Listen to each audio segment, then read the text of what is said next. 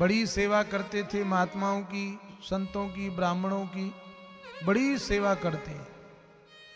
वो इतनी सेवा करते थे, यदि कोई 2 दिन के लिए आए तो 4 दिन रुक के जाता था, इतने सेवक। और उनकी सेवा की चर्चा नारद जी तक पहुंच गई। तब नारद जी ने देखा कि चलो सेठ जी की परीक्षा लेकर के आए, और नारद जी भी महात्मा का वेश बना करके पहुंच गए। सेठ जी ने नारद जी की बड़ी सेवा की, इतनी सेवा की कि नारद जी प्रसन्न होकर के बोले कि सेठ जी मांगो तुम्हें क्या चाहिए, हम तुम्हारी सेवा से बड़े संतुष्ट हो गए। सेठ जी बोले नारद जी से, भगवान वैसे तो भगवान की कृपा से मेरे घर में किसी भी चीज की कोई कमी नहीं है, पर आप यदि मेरे ऊपर कृपा करो तो ऐसा आशीर्वाद दे दो मेरे घर में एक बेटा हो जाए। नारद जी बोले तुम्हारे घर में पुत्र नहीं है? बोले नहीं है महाराज। अच्छा, तो अभी मैं भगवान के पास जाता हूं। और नारद जी सीधे दौड़े दौड़े गए क्षीर सागर में भगवान नारायण के पास, और जाकर के कहा कि महाराज मृत्यु लोक में एक सेठ जी हैं, बड़े भगवान के भक्त हैं, बड़े विप्र ब्राह्मण साधु संतों के भक्त हैं, आप कृपा करके ये देखिए कि उसके भाग्य में पुत्र का सुख है कि नहीं। तो भगवान बोले नारद जी हाँ तो बोल के नहीं आए हो? नहीं नहीं महाराज अभी हाँ तो नहीं बोला। तो भगवान बोले बोलना भी मत। क्यों? का उस सेठ जी के भाग्य में तो 7 जन्म तक पुत्र का सुख नहीं है। नारद जी आए, नारद जी ने आकर के कहा कि भैया सेठ जी क्या बताएं, भगवान कह रहे हैं कि तुम्हारे भाग्य में तो 7 जन्म तक पुत्र का सुख नहीं है। तो सेठ जी बोले चलो कोई बात नहीं, जैसी भगवान की इच्छा। नारद जी तो चले गए, और भगवान की ऐसी कृपा हुई कि सेठ जी के घर एक सिद्ध संत का आगमन हो गया। महाराज सिद्ध संत का आगमन हुआ, सेठ जी ने, सेठानी ने मन लगा करके उनकी सेवा की, और 15 दिन तक वो महात्मा सेठ जी के घर रहे।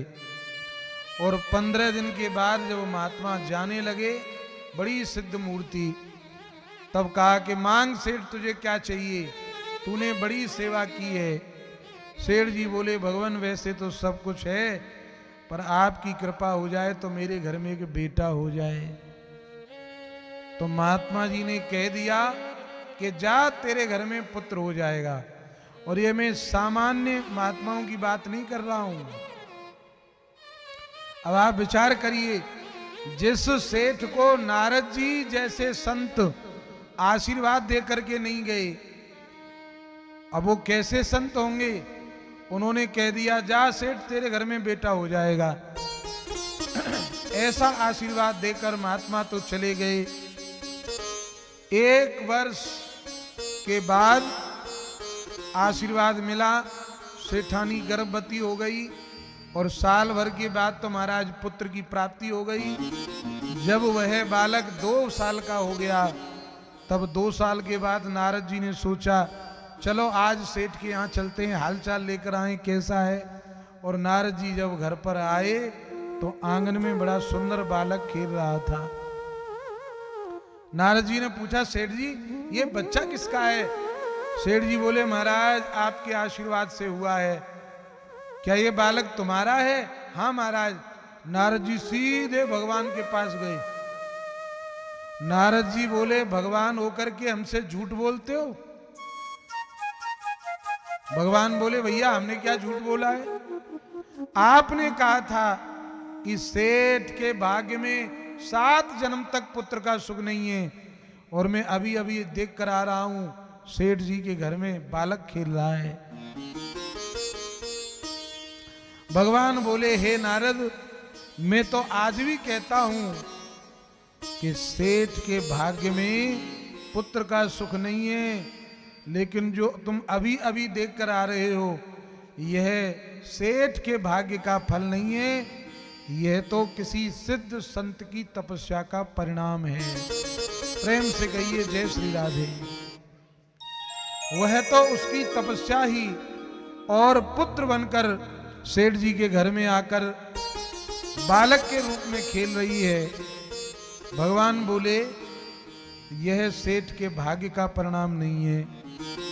तो ये बात पंडित जी जानते हैं कि यदि सिद्ध संत का आशीर्वाद मिल गया तो मेरे घर में अवश्य ही पुत्र हो जाएगा। ब्राह्मण देवता ने महाराज चरण पकड़ लिए, सिर पटक पटक के रोने लगे।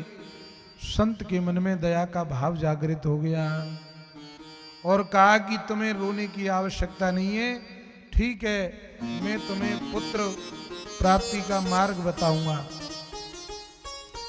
और महात्मा जी को दया आ गई। एक पका हुआ आम का फल और महात्मा जी ने ब्राह्मण के हाथ में दे दिया। कहीं कहीं तो ऐसा लिखा है कि वो महात्मा ही अपनी देह छोड़कर उस आम के फल में आत्मा का प्रवेश हो गया और वह आम का फल आत्मदेव पंडित जी के